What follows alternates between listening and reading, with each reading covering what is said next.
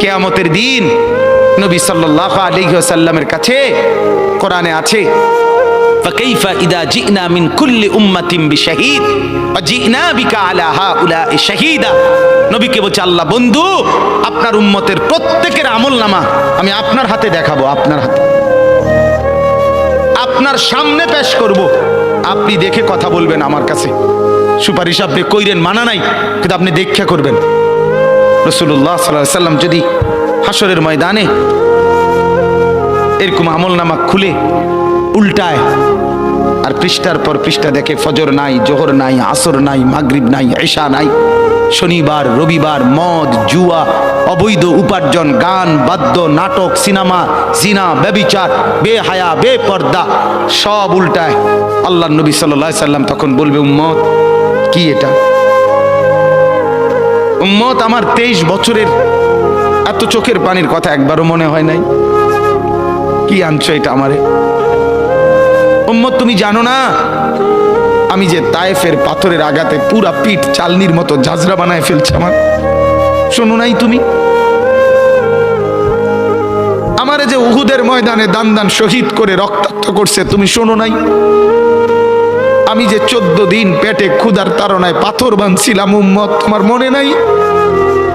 একবারও শোনো নাই আমার ক্ষুধার কষ্ট, আমার পিঠের ব্যথা, আমার দাঁতের ব্যথা, আমার কাঁধে 2টা কড়া ঢুকে গেছে উম্মত। আমার ঘরে 3 মাস আল্লাহর নবীর স্ত্রী আয়েশা বলছে, আল্লাহর কসম উম্মত, নবীর স্ত্রী বলছে 3 মাস 3টা চাঁদ উঠছে ডুবছে, রাইনা হেলালান সুম্মা হেলালান সুম্মা হেলালান, 3 চাঁদ 3 মাসে নবীর 9 জন বিবির কারো ঘরে আম্মা জান আয়েশা বলে 1 ফোঁটা চুলায় আগুন জ্বলে নাই।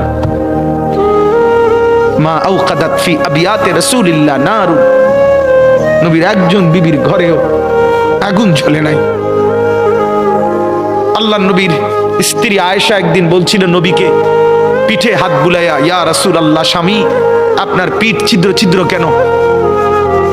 পুরা পিঠ চালনির মতো ছিদ্র ছিদ্র কেন? আপনার কি ছোটবেলায় বসন্ত রোগ হয়েছিল, গোটা হয়েছিল?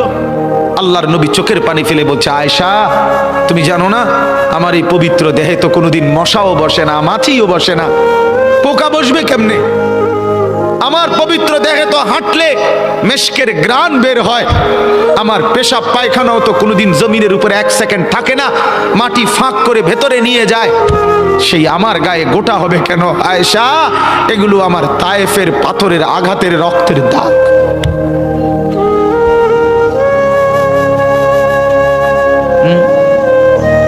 হলো না বাপ? কিছুই মনে হইল না? এভাবে ভুলে গেলেন? ভুলে গেলেন রাসূলুল্লাহ সাল্লাল্লাহু আলাইহি সাল্লামকে একবারও মনে হলো না? আল্লাহকে ভালোবাসেন, নবীকে ভালোবাসেন, আখিরাত চিনেন?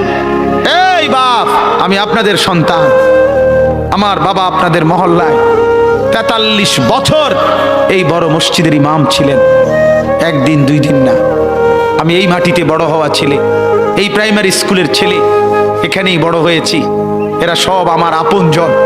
আমি আমার আপনজনদেরকে শক্ত করে বললাম, আমি যদি কারো ভাতিজা হই আপনি আমার চাচা, আমি চাই আমার চাচা যেন হয় জান্নাতি।